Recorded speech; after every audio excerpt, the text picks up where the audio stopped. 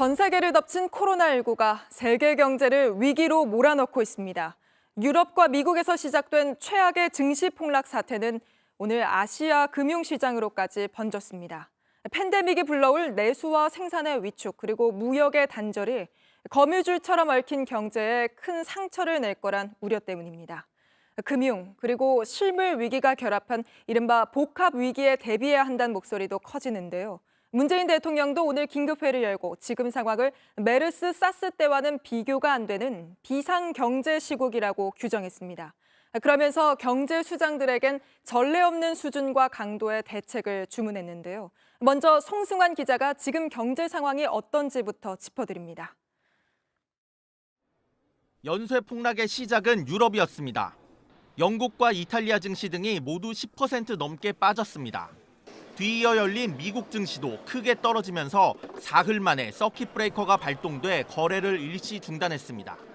22.6%가 내린 1987년 블랙 먼데이 이후 33년 만에 가장 많이 빠진 겁니다. 금값과 미 국채 가격도 떨어졌습니다. 대표적인 안전자산으로 꼽히지만 이마저도 파는 투자자가 많아졌기 때문입니다. 미국과 유럽의 팬데믹 공포는 아시아 증시로 몰려왔습니다. 국내 증시는 개장과 동시에 폭락했습니다. 코스피는 8%, 코스닥은 10% 넘게 떨어졌습니다. 결국 코스닥 시장에 이어 코스피 시장까지 서킷 브레이커가 걸리면서 각각 20분간 거래가 중단됐습니다. 같은 날 두 시장에 모두 서킷 브레이커가 발동된 건 이번이 처음입니다. 외국인은 오늘 하루만 1조 2천억 원어치를 팔며 하락을 주도했습니다. 다만 오후 들어 국민연금 등 연기금이 3천억 원어치의 주식을 사들이면서 낙폭이 줄어 코스피는 1770선에 장을 마쳤습니다.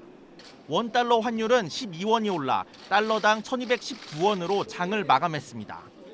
일본의 니케이 지수도 6%가량 빠져 30여 년 만에 가장 큰 하락폭을 기록했고 중국 상하이 종합지수도 1% 넘게 떨어졌습니다. JTBC 송승환입니다. 충격을 받은 건 실물 경제도 마찬가지입니다. 잇따르는 입국 제한 조치에 공항은 텅 비었고 면세점도 문을 닫았습니다. 글로벌 공급망이 흔들리고 소비도 줄면서 자동차와 스마트폰 같은 우리의 주력 수출품도 타격을 받기 시작했습니다. 계속해서 이희정 기자입니다. 김포공항 출국장에 승객이 보이지 않습니다. 여행객이 줄어든 데다 한국인 입국을 막는 나라가 늘면서 40년 만에 국제선 운항이 중단됐기 때문입니다. 이러자 김포공항 국제선에 있는 롯데 면세점은 무기한 휴업에 들어갔습니다. 면세점도 문을 닫을 수밖에 없는 상황입니다. 입국을 제한하는 외국들의 조치가 해소되어야 면세점을 비롯한 관광산업이 다시 활기를 되찾을 것 같습니다. 식당들은 식사 시간에도 자리가 비어 있습니다. 코로나19가 확산된 뒤 식당 손님이 65% 줄었다는 조사도 있습니다. 자동차와 스마트폰, 조선업 등 주력 수출 산업도 비상입니다. 현지 공장이 잘 돌아가지 않는 데다 잘 팔리지 않을 수도 있기 때문입니다. 실제 국내 자동차 업계는 지난달 21년 만에 가장 적은 차량을 만들었습니다. 삼성전자는 베트남 입국 제한 조치에 부딪혀 엔지니어들의 발이 묶일 뻔했습니다. 다행히 전세기를 띄우기로 했지만 자체 스마트폰 생산에 차질을 빚을 수 있었습니다. 하지만 판매 전망은 좋지 않습니다. 미국의 한 시장조사기관은 올해 전 세계에서 스마트폰이 지난해보다 10% 덜 팔릴 걸로 내다봤습니다. 조선사들도 어려움이 예상됩니다. 지난달 선박 발주량은 한 달 전보다 66% 줄었기 때문입니다. JTBC 이희정입니다. 문재인 대통령도 오늘 경제 금융 수장들을 불러 긴급회의를 열고는 전례 없는 대책을 만들어달라고 주문했습니다.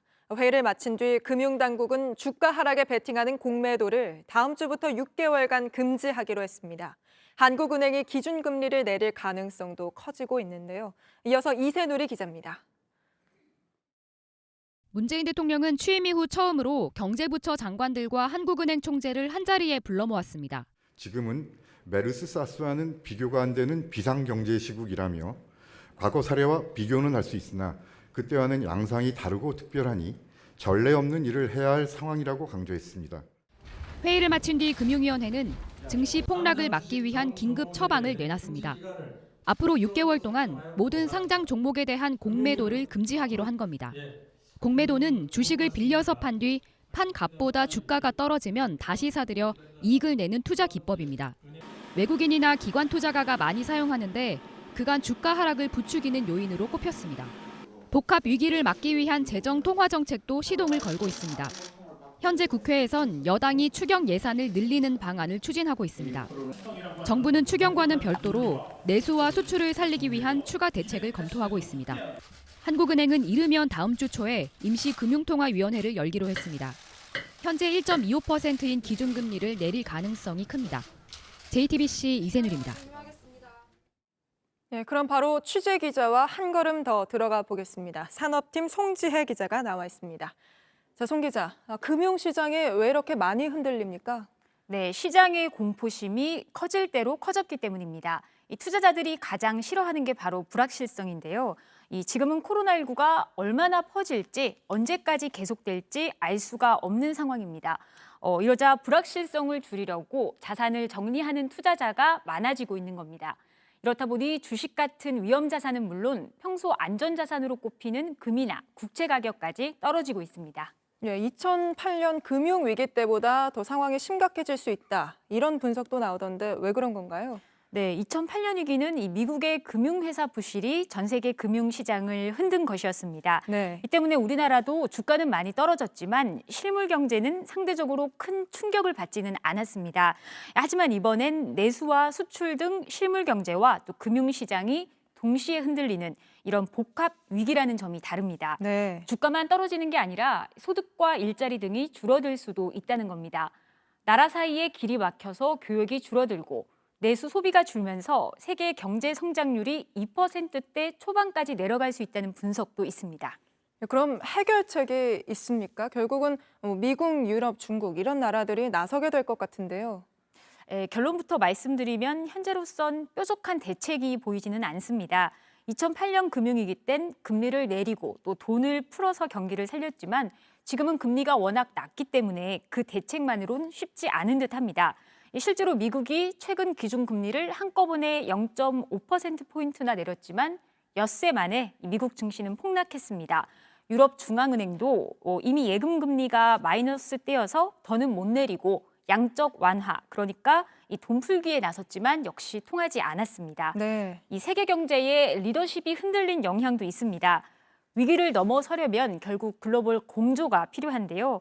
2008년엔 미국을 중심으로 이 국제 공조 체제가 작동했는데 지금은 미중 무역 전쟁 그리고 산유국의 증상 경쟁 등 오히려 각자 도생하는 분위기입니다. 예, 우리나라로 좀 상황을 좁혀보죠. 어떤 대책이 더 필요할까요? 일단은 금융시장이 더 흔들리지 않도록 하는 게 가장 시급한 과제입니다. 현재 전문가들이 가장 우려하는 것 중에 하나는 우리 금융시장의 불안감을 느낀 이 외국인 자금이 대거 빠져나갈 가능성인데요. 네. 이 때문에 한미 간의 통화 스와프를 다시 맺는 방안 등도 거론되고 있습니다. 2008년 금융위기와 같은 유동성 위기가 혹시 발생하더라도 안전장치가 될 수 있기 때문이죠. 또 앞서 보도에서 보신 대로 이미 직격탄을 맞은 내수도 최대한 버팀목을 세워서 견뎌나가야 합니다. 또 수출 기업에 대한 지원도 필요한데요. 이 추경을 비롯한 정부 차원의 재정 정책과 한국은행의 기준금리 인하 등 통화 정책이 시너지를 내야 할 것으로 보입니다. 네, 잘 들었습니다. 송지혜 기자였습니다.